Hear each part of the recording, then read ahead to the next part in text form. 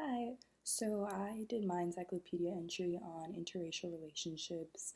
I chose this topic because it's something that I feel like I've heard a lot about from people around me, and it was something that I just wanted to look into further. We encountered this in Unit 3 when we talked about relationships. It wasn't a big thing, which was another reason why I wanted to look into it further, just to sort of understand some of the theories and things behind it. So the most important thing that I found in my research that I feel like everyone should know about interracial relationships is that there's four stages or four main stages that go into the development of interracial relationships. The first stage is racial awareness, and in the racial awareness stage, basically the people recognize the possibility for an intimate romantic relationship, because we learned earlier in the year that intimacy or intimate relationships are not always romantic. It could be like just a really close relationship. But in the racial awareness stage of development, those who are considering becoming involved in an interracial relationship recognize the possibility for that relationship. It's also at this stage that they start to think about some of the possible backlash that they might receive for entering that relationship. And some people get pushed into what's considered an interracial closet.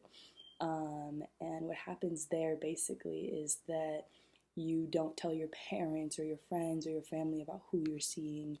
And in that stage, people in interracial relationships or considering entering those relationships have to consider who they're going to come out to, how they're going to come out, when they're going to come out, what are the possible consequences. So there's a lot that goes into that first stage. And that first stage, the partners also become sensitive to each other's backgrounds and personal racial experiences.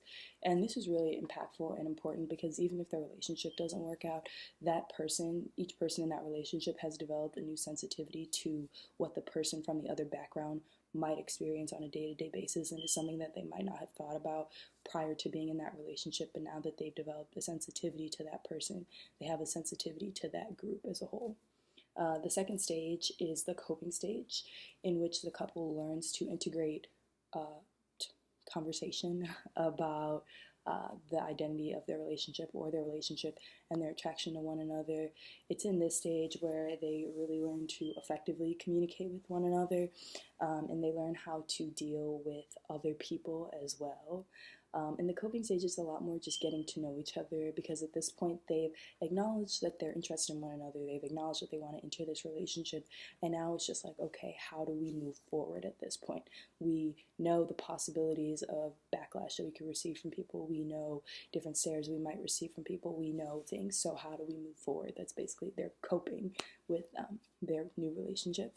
The third stage is an emerging identity stage, in which the couple develops an identity together that they want to portray to the world.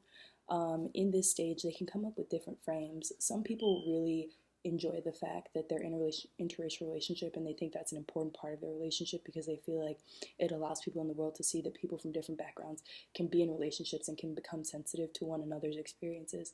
Some people like to completely ignore the fact that their relationship is interracial, and they like to focus on things like their religious background or maybe their sports interests or maybe other things that brought them together.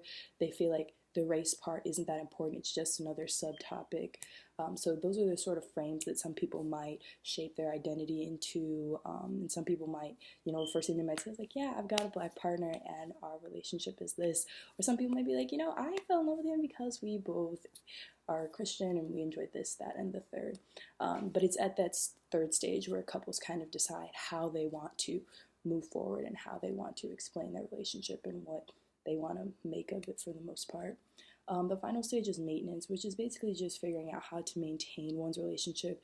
So at this point, most people have told their family, their friends, they've been together for a while, they've been out in public, they know how people respond, they know about stares that they might get and things like that. So in the maintenance stage, couples just figure out how are we going to keep our relationship together with all the different components of outside society that we have to deal with. And these four stages are not set in stone, and people oftentimes go back through those stages as you start to have children, as you get married, things like that. You have to revisit those stages. Sometimes you have to rethink, what is our identity? Is that still how we want to view our relationship? So these stages, people do go back through them throughout their relationship. So it's really more of like a cycle that doesn't stop. And the maintenance stage is really just a repetition of those first three stages and sort of keeping the relationship together. My favorite part of writing that I did for this was the interdisciplinary connection, just because I was having a hard time finding articles that I could connect to my topic. So I chose one that I felt like it challenged me. It made me think about my topic on a deeper level, because I was forced to sort of figure out how can I use these numbers and all these charts and things that I'm trying to interpret to explain what I just did qualitatively throughout my paper, because most of the research that I used in my encyclopedia entry was qualitative data. My interdisciplinary one was more quantitative, and it was a bunch of background researches into, age gaps in people in interracial relationships versus people in same race relationships and things like that. So it was a really interesting article that I enjoyed getting to read, and I enjoyed getting to actually go into to understand, and I enjoyed having the opportunity to connect it to my topic. I think that everybody should be aware of interracial relationships, and this is an important topic for everyone to understand, just because it helps us to be more empathetic to people. As outsiders to interracial relationships, you can be more understanding of some of the struggles that those couples might go through. Or if you ever find yourself in an interracial relationship, it's helpful to know that there's these four stages, and if you're ever struggling to get through, some of the roadblocks that you might experience with family or friends or just outside strangers, it's really nice to know that there are other people who go through the same thing, and that it's not uncommon, but that it's not impossible to get through. So I think that knowing about this makes us more empathetic. I also think that it just helps us to be more open to people, and be more, I guess, self-disclosing to other people. So that's why I think that it's important. I think that everyone should hold that to a high value. And if you see a couple, just understand that there's a lot of work that goes into maintaining any relationships, and interracial relationships can be especially difficult with the racial climate that we see in America. So my hope is that everyone is understanding to those couples and is empathetic and keeps an open mind and doesn't feel like you have to be of the same race, or doesn't feel alone if you feel like people aren't accepting of your relationship, because people are not alone. There are people all over the world going through similar things.